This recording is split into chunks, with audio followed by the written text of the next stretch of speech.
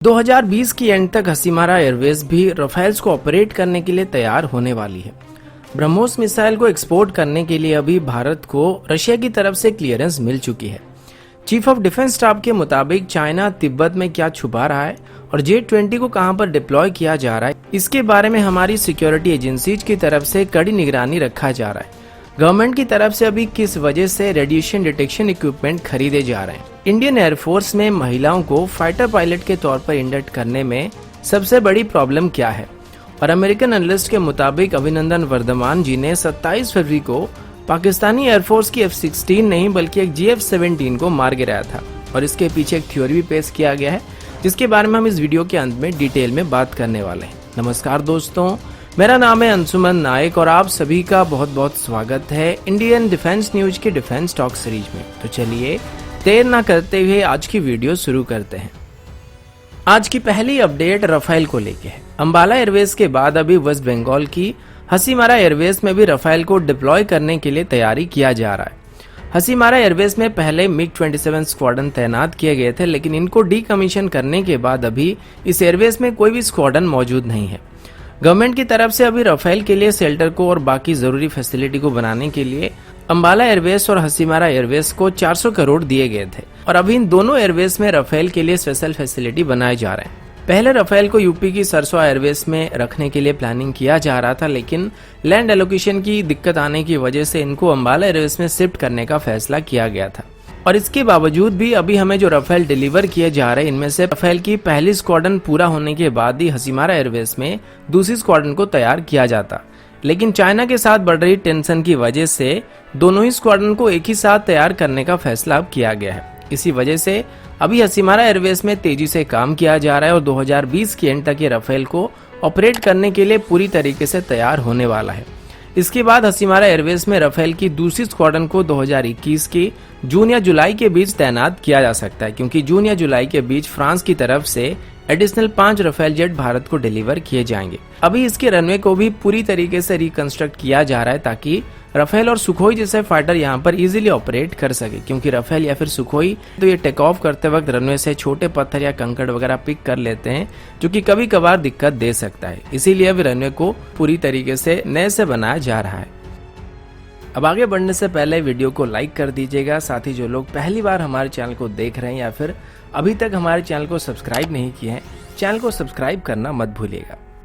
अगला update BrahMos missile को लेके है। आप सबने सुना होगा कि भारत अभी कई ईस्ट एशियन कंट्रीज को ब्रह्मोस मिसाइल को एक्सपोर्ट करना चाहता है। इसमें वियतनाम, फिलीपींस और इंडोनेशिया जैसे और भी कुछ देश शामिल हैं, और ये ब्रह्मोस मिसाइल को खरीदने के लिए भारत के साथ बातचीत कर रहे हैं। लेकिन जैसे कि ब्रह्मोस भारत और रशिया के बीच एक जॉइंट वेंचर प्रोग्राम है, तो ऐसे में इसको किसी तीसरी देश को एक्सपोर्ट करने के लिए भारत और रशिया दोनों की तरफ से क्लियरेंस मिलना चाहिए। कुछ ही दिन पहले ही फिलीपीन की तरफ से भी ब्रह्मोस मिसाइल को खरीदने के लिए भारत को अप्रोच किया गया था, और वो ब्रह्मोस मिसाइल की लैंड बेस्ड सिस्टम को खरीदना चाहते थे।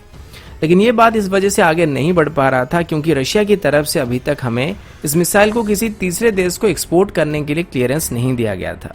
लेकिन अभी रशियन मीडिया के मुताबिक भारत को रशिया की तरफ से ब्रह्मोस मिसाइल को किसी तीसरे देश को एक्सपोर्ट करने के लिए फॉर्मली क्लियरेंस दे दिया गया है, और पेंडेमिक खत्म होने के बाद इनको ऑफिशियली एक्सपोर्ट किया जा सकता है। अगला अपडेट इंडियन एयरफोर्स की तरफ से है। आप सब ये बात जानते हैं कि इंडियन एयरफोर्स में अभी महिला पायलट्स को कॉम्बैट ड्यूटीज में डिप्लॉय करने को लेके थोड़े मतभेद चल रहे हैं। कुछ ऑफिसर्स का मानना है कि महिलाओं को भी कॉम्बैट ड्यूटीज में डिप्लॉय करना चाहिए, लेकिन कुछ ऑफिसर्स का मानना है कि नहीं, महिलाओं को कॉम्बैट ड्यूटीज में डिप्लॉय नहीं करना चाहिए, और इसी वजह से लोग इसको जेंडर बायस डिसीजन बताते हैं कि महिलाओं को मिलिट्री में समान अधिकार नहीं दिया जाता है। इसके बारे में हिंदुस्तान टाइम्स के साथ बातचीत करते हुए इंडियन एयरफोर्स के फॉर्मर चीफ अनूप राहा जी ने बताया कि ऐसा नहीं है कि इंडियन एयरफोर्स में महिला पायलट्स को अहमियत नहीं दिया जाता है। अभी भी इंडियन एयरफोर्स में 111 एक्टिव महिला पायलट्स मौजूद हैं, जो कि ट्रांसपोर्ट एयरक्राफ्ट और चॉपर्स को ऑपरेट करते हैं, और सबसे पहले 2015 में महिलाओं को भी फाइटर पायलट्स के तौर पर इंडक्ट करने के लिए एक प्रोग्राम को इंट्रोड्यूस किया गया था, और तब इसे एक्सपेरिमेंटल बेसिस पर सिर्फ 5 साल के लिए किया गया था, लेकिन अब इसको एक्सटेंड करने का फैसला किया गया है। और महिलाओं को फाइटर पायलट के तौर पर इंडक्ट करने को लेके कतराने से जो मेन कारण है, उसके पीछे बायोलॉजिकल इशू बताए जाते हैं, और ये प्रेगनेंसी के साथ जुड़ा हुआ है। और प्रेगनेंसी के दौरान कोई भी महिला पायलट फाइटर जेट को उड़ा नहीं सकता, जो कि माँ और बच्चे दोनों के लिए सही नहीं होता है, क्योंकि हाई जी की मैन्यूवर्स को करते वक्त हमारे बॉडी के ऊपर काफी सारा प्रेशर पड़ता है और उस वक्त पेट हमारा सबसे कमजोर हिस्सा होता है, जहाँ पर मांसपेशियों को टाइट रखने के लिए काफी जोर लगाना पड़ता है। और इसी वजह से इंडियन एयरफोर्स में महिलाओं को फाइटर पायलट के तौर पर इंडक्ट करने को लेकर मतभेद चल रहा है, लेकिन फिर भी अभी महिलाएं इंडियन एयरफोर्स में फाइटर पायलट के तौर पर ज्वाइन कर सकते हैं। और 2016 में जब हमारे पहले 3 महिला फाइटर पायलट्स को इंडियन एयरफोर्स में शामिल किया गया था, तो इसी दौरान एक नया रूल को भी ऐड किया गया था, जिसके मुताबिक इंडियन एयरफोर्स में फाइटर पायलट के तौर पर ज्वाइन करने के बाद 4 साल के लिए कोई भी ट्रेनी पायलट मां नहीं बन सकती, क्योंकि इसी दौरान उनका ट्रेनिंग पीरियड चलता है, जो कि बीच में रोका नहीं जा सकता है। अगला अपडेट भारत और चाइना को लेके है। ये बात तो आप सब जानते हैं कि चाइना अभी तिब्बत में काफी बड़ी मात्रा में ट्रूप्स को डिप्लॉय कर रहा है और साथ ही नए नए बेसेस को और सप्लाई सेंटर को बना रहा है। बदले में वो भारत के साथ बॉर्डर डिस्प्यूट को सॉल्व करने के लिए बातचीत भी कर रहे हैं, पर इसका कोई फायदा नहीं हो रहा है। अभी तक मीडिया में इसको लेके कई तरह के स्टेटमेंट दिए जा चुके हैं कि चाइना अभी भारत के साथ जंग करने की तैयारी कर रहा है, लेकिन हम सिर्फ डिप्लोमेटिक रास्ता यहाँ पर अपना रहे हैं। पर पहली बार हमारे chief of defence staff general Bipin Rawat ji ने इस पर स्टेटमेंट देते हुए कहा है कि चाइना के साथ भले ही डिप्लोमेटिक लेवल में बातचीत किया जा रहा है, लेकिन हमारे पास हमेशा ही मिलिट्री ऑप्शन मौजूद है, जिसको किसी भी वक्त लागू किया जा सकता है। पर अभी हम चाइना के साथ चल रही मतभेद को बातचीत के माध्यम से सुलझाना चाहते हैं, पर लाइन ऑफ एक्चुअल कंट्रोल के ऊपर अभी लगातार सर्वेलेंस किया जा रहा है, ताकि चाइना अभी किसी भी तरफ से कहीं और घुसपैठ ना कर सके। अभी हमारे डिफेंस मिनिस्टर राजनाथ सिंह और हमारे national security adviser Ajit Doval ji के बीच एक मीटिंग भी किया गया था, जिसमें चाइना के साथ चल रहे बॉर्डर डिस्प्यूट को कैसे डिप्लोमेटिक लेवल में सॉल्व किया जाएगा, इसके बारे में बातचीत किया गया था। लेकिन अगर वो कामयाब नहीं होते हैं तो इंडियन आर्मी स्टेटस को मेंटेन करने के लिए मिलिट्री एक्शन लेने के लिए भी पूरी तरीके से तैयारी कर रही है। इंडियन आर्मी की प्रिपरेशन लेवल की बात करें तो यहाँ पर कोई भी डिटेल बताया नहीं गया है, लेकिन अक्साई चीन और तिब्बत में चाइना की मिलिट्री कैपेबिलिटी क्या है और जो कुछ सैटेलाइट इमेज में छुपाया गया था या ब्लर किया गया था, वहां पर चाइना क्या कर रहा है, इसके बारे में हमारे मिलिट्री को अच्छी तरीके से पता है। कुछ दिन पहले आपने सुना होगा चाइना ने अपनी होटान एयरवेज में अपनी J-20 फाइटर जेट को डिप्लॉय किया था, लेकिन अभी चाइना स्टडी ग्रुप के रिपोर्ट के मुताबिक उनको चाइना की तरफ से किसी दूसरी एयरवेज में शिफ्ट कर दिया गया है। इसके बारे में भी हमारी सिक्योरिटी एजेंसीज को अच्छी तरीके से जानकारी है, लेकिन इसको पब्लिक को बताया नहीं जा सकता है। अगला अपडेट रेडिएशन डिटेक्शन इक्विपमेंट को लेके है। इकोनॉमिक टाइम्स की रिपोर्ट के मुताबिक गवर्नमेंट की तरफ से अभी रेडियो एक्टिव मटेरियल्स की इलीगल स्मगलिंग को रोकने के लिए रेडिएशन डिटेक्शन इक्विपमेंट को खरीदने का फैसला किया गया है। इन सिस्टम को हमारी इंटरनेशनल बॉर्डर, चेक पोस्ट और लैंड बेस्ड पोर्ट में इंस्टॉल करने का प्लान किया जा रहा है, ताकि किसी भी तरह के रेडियो एक्टिव मटेरियल की स्मगलिंग को रोका जा सके। इस तरीके के मटेरियल आमतौर पर न्यूक्लियर वेपन को बनाने के लिए इस्तेमाल किए जाते हैं और अभी हर दिन न्यूक्लियर वेपन्स का खतरा बढ़ता ही जा रहा है। इसी वजह से गवर्नमेंट की तरफ से 21 अगस्त को रेडिएशन डिटेक्शन इक्विपमेंट या यूं कहे कि RD को खरीदने के लिए RFI को भी इशू किया गया है।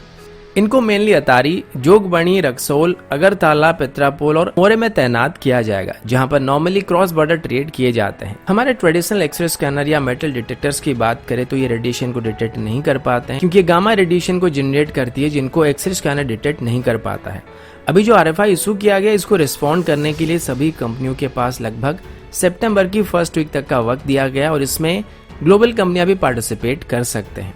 अभी इस तरीके की रेडियो एक्टिव मटेरियल की स्मगलिंग को रोकने के लिए यूनाइटेड स्टेट की department of energy and national nuclear security administration कई देशों को भी मदद कर रहा है और उम्मीद है कि इसमें वो भारत को भी मदद करने वाले हैं। अगला अपडेट 27 फरवरी को इंडियन एयरफोर्स और पाकिस्तानी एयरफोर्स के बीच हुई डॉग फाइट को लेके है। इसी बात को लेके आज भी भारत और पाकिस्तान दोनों के बीच मतभेद चल रहा है। भारत का पहले से यही कहना था, हमने पाकिस्तान का F-16 विमान मार गिराया था, बदले में हमारा एक मिग पाकिस्तान की तरफ से मार गिराया गया था। लेकिन पाकिस्तान की तरफ से तब से अभी तक कई तरह के स्टेटमेंट दिए जा चुके हैं, जिनका आपस में कोई तालमेल नहीं बैठता है। अभी इसी बात को लेकर यूनाइटेड स्टेट के institute of peace and conflict studies की तरफ से ये क्लेम किया जा रहा है कि अमेरिकन मिलिट्री एनालिस्ट का यह कहना है कि अभिनंदन वर्धमान जी का प्लेन गिरने से पहले उन्होंने ये कंफर्म किया था कि उनका R-73 मिसाइल किसी के ऊपर लॉक हो चुका है और इसको फायर करने के लगभग 30 सेकंड के बाद उनके प्लेन को एक AMRAAM मिसाइल आके हिट किया था। पर यहाँ पर अमेरिकन एनालिस्ट ये बात तो मान रहे हैं कि अभिनंदन वर्धमान जी ने पाकिस्तान का एक फाइटर जेट मार गिराया था, लेकिन वो ये नहीं मान रहे कि उन्होंने पाकिस्तान के F-16 को मार गिराया था। उनका कहना यह है कि अभिनंदन ने जिस प्लेन को मार गिराया था वो दरअसल एक JF-17 फाइटर था। इस इंस्टीट्यूट में काम कर रहे इंडियन एनालिस्ट अभिजीत मित्रा अपने अमेरिकन काउंटरपार्ट के साथ इसी बात को लेकर बहस कर रहे थे कि इंडियन एयरफोर्स की तरफ से जो रडार डाटा दिखाया गया था उसका क्या है, और R-73 मिसाइल फायर होने के 30 सेकंड के बाद F-16 रडार से गायब किस वजह से हो गया था। लेकिन अमेरिकन एनालिस्ट का यह कहना है कि F-16 शायद क्लोज फॉर्मेशन में उड़ान भर रहे थे, जिस वजह से वो 2 की जगह में एक ही ब्लिप दिखा रहा था। बदले में इनके साथ JF-17 भी मौजूद थे और इन्हीं में से किसी एक को अभिनंदन ने मार गिराया था। और ये सीन पाकिस्तानी एयरफोर्स की F-16 के हुड फुटेज में भी कैप्चर हो गया था, जिस वजह से वो इसकी वीडियो को रिलीज नहीं कर पा रहे। और यही वजह था जब अभिनंदन ने JF-17 को मार गिराया था तो उसको सपोर्ट कर रहे F-16 ने अभिनंदन के ऊपर AMRAAM मिसाइल को फायर कर दिया था।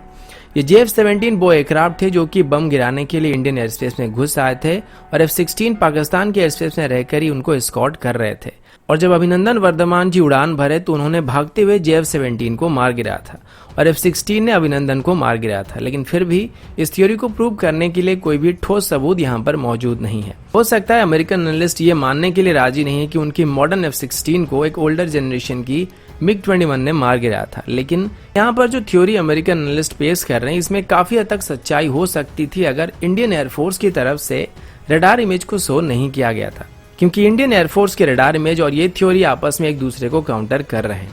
आप सबका इसके बारे में क्या ख्याल है, कमेंट करके बताना मत भूलिएगा। तो दोस्तों अभी के लिए इतना ही, मिलता हूँ आपसे अगले वीडियो में, तब तक के लिए जय हिंद, वंदे मातरम।